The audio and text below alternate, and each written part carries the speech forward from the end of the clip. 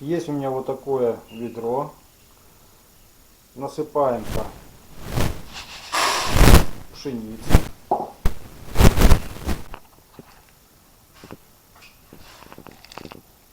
Кукуруза с горохом. Ячмень.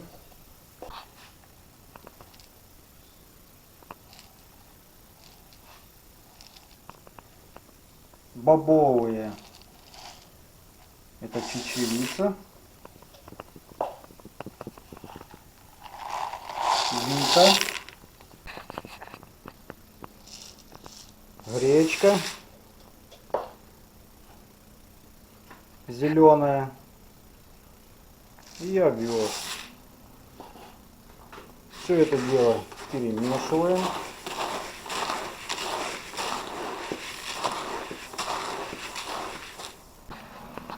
И все это заливаем водой.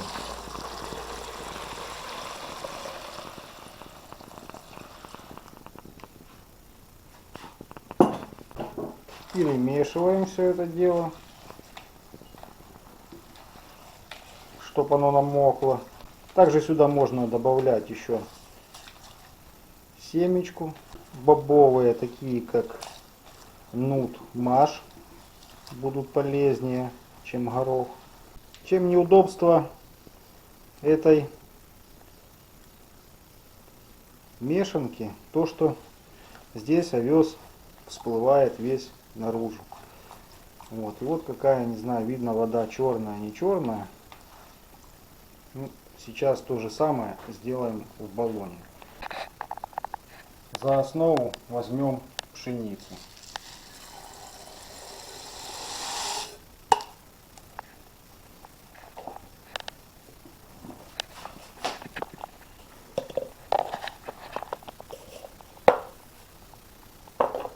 Все семена, которые плохие были, они все всплывут наверх.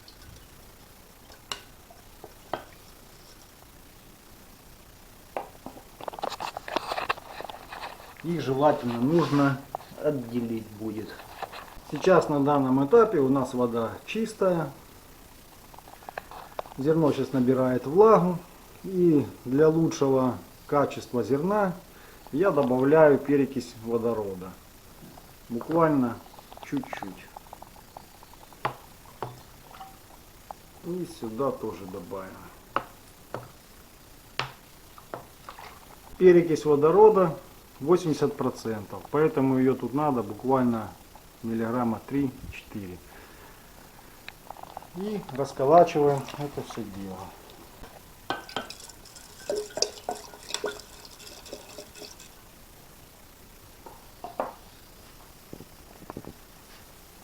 За место перекиси водорода можно использовать марганцовку. Также можно использовать соду. Можно использовать различные подкислители воды. Это определенные жидкости, которые понижают pH воды, тем самым убивая некоторые грибки у зерна. Вот. Как мы видим, вот здесь уже сверху плавает шелуха, которая нам не нужна во время замачивания и прорастания зерна. Сейчас оставляем это все дело на примерно час-полтора и посмотрим дальнейшие свойства воды. При добавлении перекиси в воду, в замочку, убивается много бактерий, некоторые виды грибков, и вода насыщается кислородом. И как мы видим, зерно здесь поднимается вверх и опускается. Из-за этого происходит меньшее заражение и роста грибков. Прошло буквально тут минут 10, и здесь уже вот появилась пенка. Это уже зерно откисает. Здесь оно буквально уже черная вода стоит. Зерно после этого белое становится, отмытое, в общем, лучшего качества. Вот сегодня раздавалась с утра замочка. Некоторые поели, некоторые не поели. Потому как Потому как уже второй-третий день подряд идет у них в рационе замочка. Они уже наелись. Нужно сделать большой. Ну, здесь на данном этапе здесь осталась кукуруза, семечко, чечевицу поели. Практически всю, и пшеницу с ячменем тоже. Ну еще время есть, они это все съедят еще. Вот здесь тоже, здесь все буквально поели. Остался горошина одна. Сейчас на вечер все это дело поубираем. И дадим перекур на завтра им.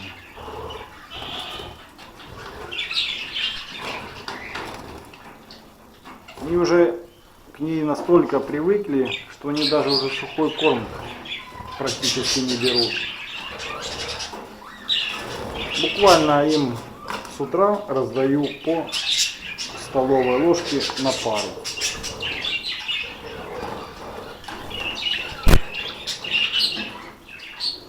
А где в толпе сидят, ну где их побольшее количество, тут у меня их 5 штук, ну, здесь тоже они кукурузу пооставляли, так как она сильно грубая.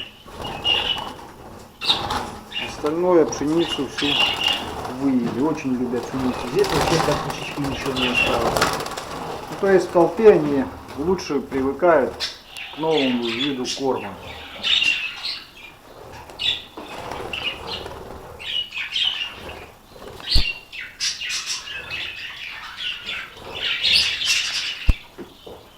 А вообще лучше делить замоченный корм на два вида. Высококалорийный и низкокалорийный.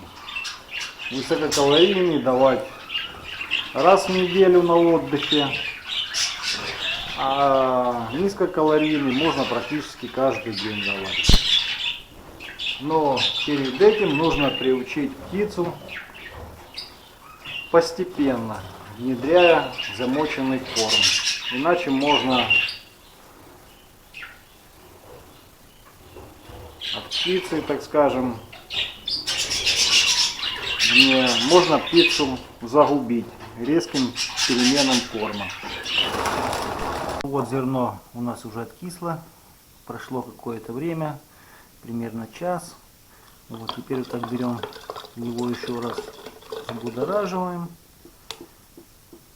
Сейчас зерно остыло и его промываем. Чистим.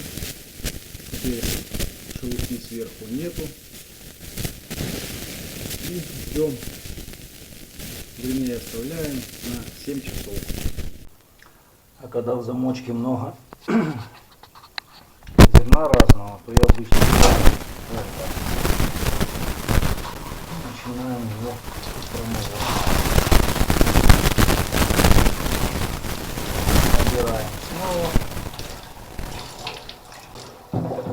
Кто делает ведро в ведре, кто с баллона промывает, кто с ведра.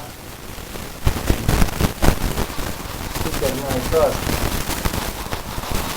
Хорошо пойдет.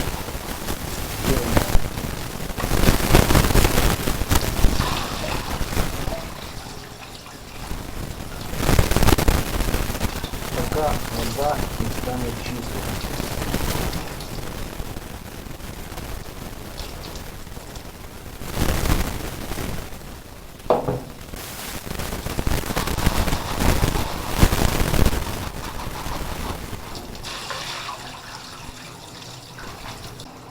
Ну вот 5 раз сделали примерно.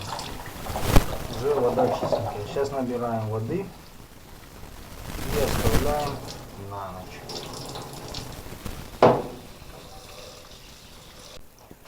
После промывки зерна хорошей добавляем подкислитель воды. Вот такой вот.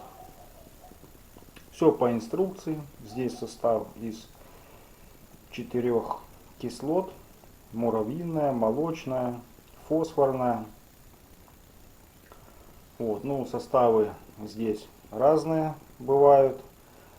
производители разные и состав разный. Поэтому заостряться именно на этом особо внимания не стоит, думаю. Попозже расскажу, что это такое. Добавляю я буквально крышечку.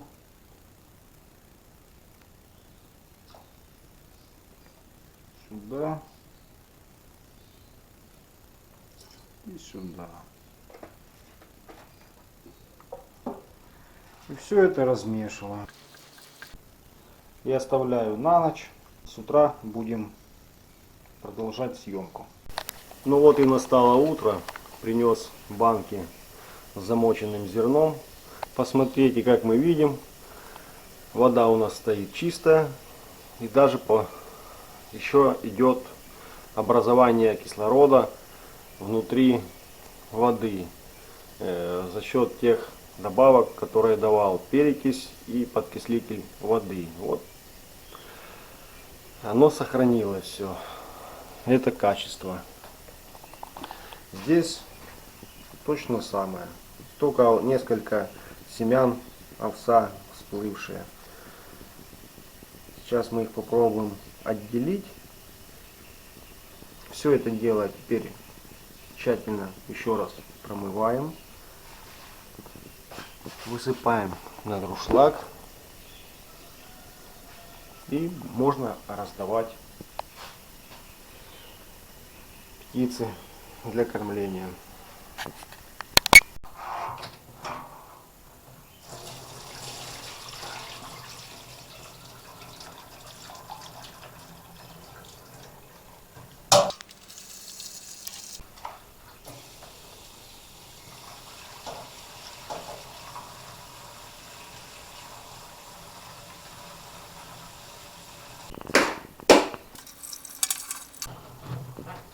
И так промываем несколько раз.